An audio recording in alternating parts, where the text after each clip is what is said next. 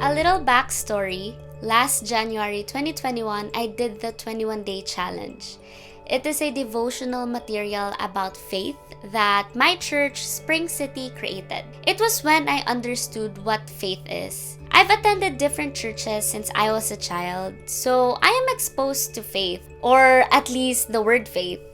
Then I realized that, yes, I know what faith is, but I don't think I understand it. I didn't know if I even have it. But praise God for helping me understand what faith is through that material and my experiences this year. Now, there's this challenge in that material to write our faith goals for this year, 2021. One faith goal that I wrote was to get a scholarship.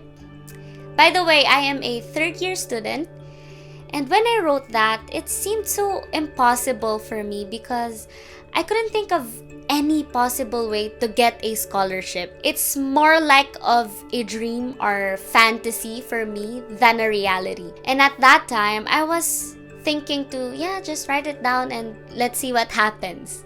And as God continued to reveal to me what faith is, the more I believe that whether I receive that faith goal or not, I have faith that God has plans for me and He holds my future. It says in Hebrews 11:1, "Now faith is confidence in what we hope for and assurance of what we do not see."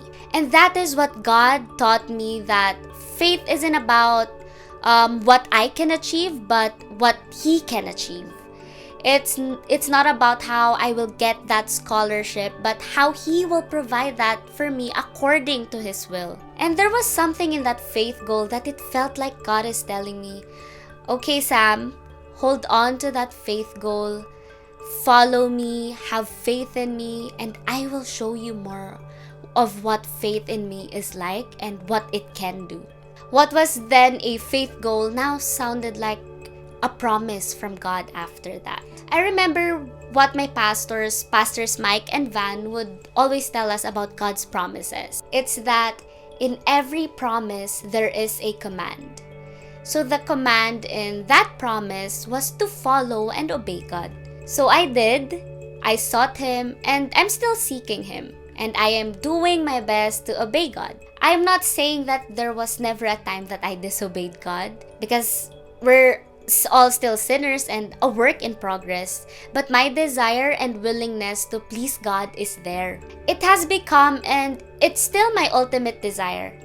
I was and still slowly but progressively obeying God as He revealed to me what it is that I need to change, let go, and do. I also can't say that I've been so faithful all throughout, because there were times that I felt so overwhelmed with my school deadlines and I got very anxious and depleted. I worried a lot. I had doubts. And the worst thing that I did was question God. I questioned Him with the struggles and hardships that I was facing that time. And yet, God is still so good and so faithful that He doesn't want us to be perfect to earn His love and approval in order for Him to fulfill His promises or to love us back.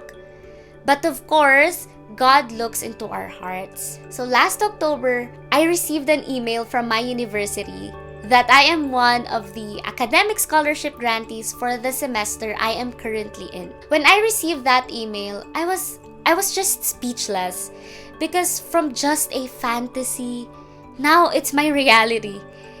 I got the scholarship that I faith goaled, and the one that God told me to hold on to. I was so surprised, and I couldn't believe that it was God and the faith He was teaching me about. Because before, I used to just hear faith stories of other people, and now I have mine. And to be honest, after I reflected, I felt so bad about the compromises and doubts that I had, because I didn't deserve to receive this scholarship, but God gave it to me. God sees our hearts, and it is not our deeds that God checks, but our hearts. I'm not saying that God tolerates our unpleasant behaviors.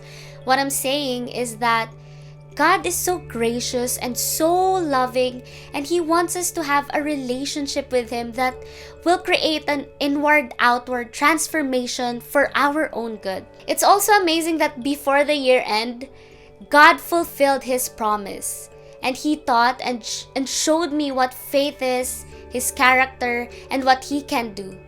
Not only through reading materials or testimonies, but by giving me the personal experience, just as what He said in the beginning. So rejoice, because our God is faithful to His promises. Rejoice, because He loves us and wants to give us a hope and a future. Rejoice, because He wants us for who we are. Don't wait for yourself to be perfect or pleasing before reaching out to God, because that will never happen. God is the one who will perfect us as we draw closer to Him. So rejoice, because God doesn't want us to be perfect to be loved and accepted by Him. And rejoice, because you are loved by our God.